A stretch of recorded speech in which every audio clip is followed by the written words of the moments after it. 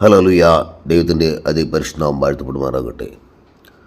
ദൈവത്തിൻ്റെ വിളി കേട്ട് ഇറങ്ങിത്തിരിക്കുന്നവരുടെയും ദൈവത്തിനു വേണ്ടി പ്രവർത്തിക്കുവാൻ ആഗ്രഹിക്കുന്നവരുടെയും ജീവിതത്തിൽ ഉണ്ടായിരിക്കേണ്ട അടിസ്ഥാന ഘടകങ്ങളാണ് ഉറപ്പും ധൈര്യവുമെന്ന് മോശയുടെ നിര്യാണത്തെ തുടർന്ന് ഇസ്രായേൽ മക്കളെ കനാൻ ദേശത്തേക്ക് നയിക്കുവാനായി നിയോഗിക്കപ്പെട്ട യോശുവയോട് ദൈവം വ്യക്തമാക്കുന്നു.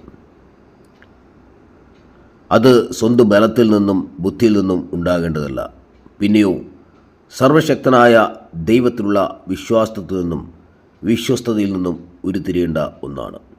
അങ്ങനെ ദൈവത്തിൽ സമ്പൂർണ്ണമായി വിശ്വസിക്കുകയും അവനോട് വിശ്വസ്തത പുലർത്തുകയും ചെയ്യുന്ന ഒരുവനും മാത്രമേ ദൈവത്തിനു വേണ്ടി തീക്ഷ്ണതയോടുകൂടി പ്രവർത്തിക്കുവാൻ കഴിയുകയുള്ളൂ.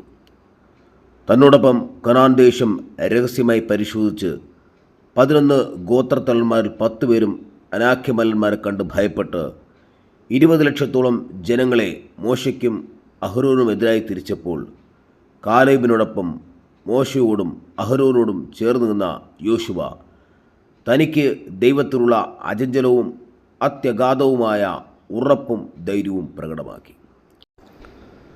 ഇസ്രായേൽ മക്കളെ കനാനിലേക്ക് നയിക്കുവാനായി നിയോഗിക്കപ്പെടുമ്പോൾ 3 പ്രാവശ്യം യോശുവയുടെ ഉറപ്പും ധൈര്യവും ഉള്ളവനായിരിക്കണമെന്ന് യഹോവ അരുളി ചെയ്യുന്നു.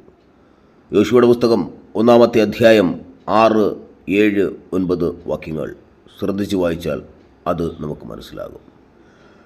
കരകവിഞ്ഞൊഴുകിയ യോർദാനും മുന്നോട്ട് പോകുവാൻ തടസ്സമായി നിന്ന എരീഹോ മതിലും കണ്ട് പതറാതെ അവ മറികടന്ന് 32 രാജാക്കന്മാരെ തോൽപ്പിച്ച് ഇസ്രായേൽ മക്കളെ കനാനിലെത്തിച്ചത് യോശുവയ്ക്ക് യഹോവയിലുണ്ടായിരുന്ന ഉറപ്പും ധൈര്യവുമായിരുന്നു. ദൈവത്തിനു വേണ്ടി പ്രവർത്തിക്കുവാൻ ആഗ്രഹിക്കുകയും പറയുകയും അതിനായി പല പരിപാടികൾ സ്വപ്നം കാണുകയും പല കാര്യങ്ങൾ ചെയ്യുകയും ചെയ്യുന്ന അനേകരുണ്ട്. പക്ഷേ യോശുവയ്ക്കുണ്ടായിരുന്നത് പോലെയുള്ള ഉറപ്പും ധൈര്യവും അവർക്കില്ലാത്തതുകൊണ്ട് അവരെ ദൈവത്തിന് ഉപയോഗിക്കുവാൻ കഴിയുന്നില്ല. പ്രിയപ്പെട്ട ദൈവമക്കളെ, ദേവദാസന്മാരെ, നമുക്ക് വേണ്ടത് യോശുവയ്ക്ക് ഉണ്ടായിരുന്നത് പോലെ ഉറപ്പും ധൈര്യവുമാണ്. എബ്രായർ 13:5 ഇപ്രകാരം പറയുന്നു: ഞാൻ നിന്നെ ഒരു നാളും കൈവിടുകയില്ല, ഉപേക്ഷിക്കുകയുമില്ല. നമ്മെ കൈവിടാത്ത, നമ്മെ ഉപേക്ഷിക്കാത്ത ഒരു ദൈവം നമ്മോട് കൂടെ ഉണ്ട് എന്ന ഉറപ്പ്. ദൈവത്തിൽ അന്ധമായി വിശ്വസിച്ചാൽ സകല കാര്യങ്ങളും ദൈവം നമുക്ക് വേണ്ടി ചെയ്യും. നമുക്ക് വേണ്ടത് ദൈവത്തോടുള്ള അചഞ്ചലമായ വിശ്വാസവും അങ്ങേയറ്റത്തെ ഉറപ്പുമാണ്.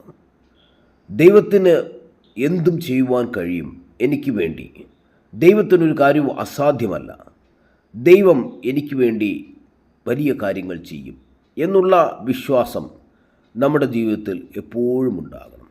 ഏത് പ്രതികൂല സാഹചര്യത്തിലും, ഏത് പ്രതിബന്ധ സാഹചര്യത്തിലും, എന്ത് ബുദ്ധിമുട്ടാകുന്ന സാഹചര്യത്തിലും, ഏത് നിരാശയുടെ സാഹചര്യത്തിലായാലും ദൈവത്തിന് കഴിയാത്തായിട്ട് ഒന്നുമില്ല എന്ന് നമ്മുടെ ജീവിതത്തിൽ ഒരു ഉറപ്പുണ്ടാകണം, ധൈര്യമുണ്ടാകണം.